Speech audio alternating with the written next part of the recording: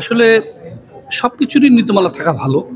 তবে এখানে তো আসলে পুরস্কার যেটা ঘোষণা করছে, এগুলি তো আমাদের উপদেষ্টা মহোদয় উনি আমাদের টিমকে উৎসাহ দেওয়ার জন্যই নরমালি পুরস্কারগুলি ঘোষণা করেন। তো সেই ক্ষেত্রে আসলে নীতিমালা এই ক্ষেত্রে ওইভাবে করা যাবে না। এটা তো ব্যক্তিগতভাবে উনি আগ্রহ প্রকাশ করছেন। উনি প্লেয়ার যারা তারা সাফল্য পেয়েছে তাদেরকে উৎসাহিত করার জন্য পুরস্কার নীতিমালা করেছেন। তারপরও আমরা এটা ভবিষ্যতে আপনি যে প্রস্তাবটা রেখেছেন আমরা আমাদের ঊর্ধ্বতন কর্তৃপক্ষের সাথে আমরা আলাপ করব যে এই ধরনের কোনো নীতিমালা তৈরি করা যায় কিনা। আসলে যদি আমরা এখানে ডিভাইডেড করে দেই বা কিছুটা কম বেশি করি, অনেকের মন খারাপ হয়ে যাবে। তো আমরা আসলে চাই না যে টাকা আমরা তো দিচ্ছি উৎসাহ দেওয়ার জন্য। সেই উৎসাহের পরিবর্তে যদি কারো মনে কষ্ট পায় যে না আমাকে কম দিল, আমাকে বেশি দিল, সেইটা যেন বৈষম্যের জন্য শিকার না হয়, সেই জন্যই আমরা এই সবাইকে সমভাবে দেওয়া। ফুটবলারদের বেতন বন্ধ আমি তো এসেছি নতুন, আমার নলেজে এখনো আসেনি।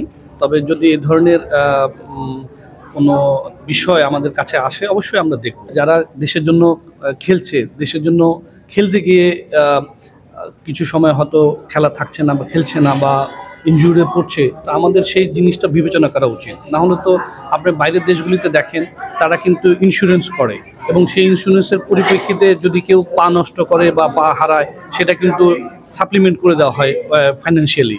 তো সুতরাং আমাদেরও আসলে ভবিষ্যতে আমার মনে হয় এগুলি চিন্তা ভাবনা করার বিষয় এগুলি আছে। আমরা যখন খেলাটা হয় তখন তাৎক্ষণিকভাবেই উৎসাহ দেওয়ার জন্য এটা ঘোষণা করে, পরবর্তীতে এটা কোনোটার সাথে আমরা কম্পেয়ার করে টাকাটা আসলে দেওয়া হয় না। আমরা তাৎক্ষণিকভাবে একটা দলকে উৎসাহ দেওয়ার জন্য আমাদের উপদেষ্টা মহোদয় ঘোষণা দিয়েছেন ওই টিমকে যে আরও ভবিষ্যতের জন্য ভালো করে। তো সেইটা আসলে কম্পেয়ার করা যায় না। আমরা যদি মনে করি যে না, যারা মাঠে পরিশ্রম করছে তাদেরও বৃদ্ধি করা যায়, আবার যারা কোচ তাদেরও কিন্তু ভূমিকা অনেক। সুতরাং আপনি ওই যদি কম বেশি দেয় তখন কিন্তু আবার তখন একটা অনেকের বললাম যে মনে কষ্ট আসবে যে আমাকে কম দিল কেন, আমাকে বেশি দিল কেন। সেই জন্য আমরা ওই দৃষ্টিকোণ থেকে চেয়েছি যে না, সবার মধ্যে সমভাবে থাক, কারো মনেই কষ্ট পাবে না। তো আপনার অ্যাডহক কমিটি হয়েছে, এই অ্যাডহক কমিটিটা আমরা আপাতত কাজ চালানোর জন্য দিয়েছি। আমরা ইতিমধ্যে কিন্তু বিভিন্ন ফেডারেশনে নির্বাচনের প্রস্তুতি নেওয়ার জন্য বলেছি এবং সহসাই আমরা নির্বাচনে চলে যাচ্ছি। সুতরাং এই অ্যাডহক কমিটিটা আসলে আমরা অত যে যিনি 8 বছর ছিলেন কি বা আমরা যেহেতু এক্সপার্ট লোক আমাদের প্রয়োজন, যেহেতু 2 মাস 3 মাস যাই চালাক তার তো অভিজ্ঞতা থাকতে হবে। আমরা যদি নতুন কাউকে দেই যারা আগে রাখতে পারতাম, কিন্তু আগে রাখলে তো আপনারা তখন বলতেন যে ফ্যাসিস্টের লোকজন আমরা রেখে দিয়েছি।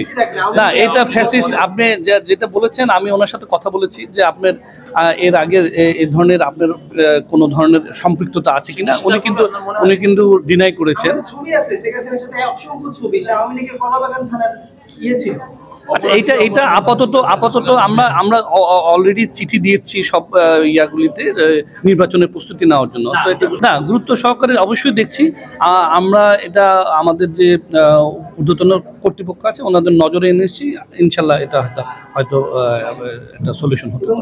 না, আমার জানা নেই, কারণ হচ্ছে কমিটি দিচ্ছি তো আমরা, তো এটা সাইফুলের সম্পৃক্ততা এখানে খুবই কম।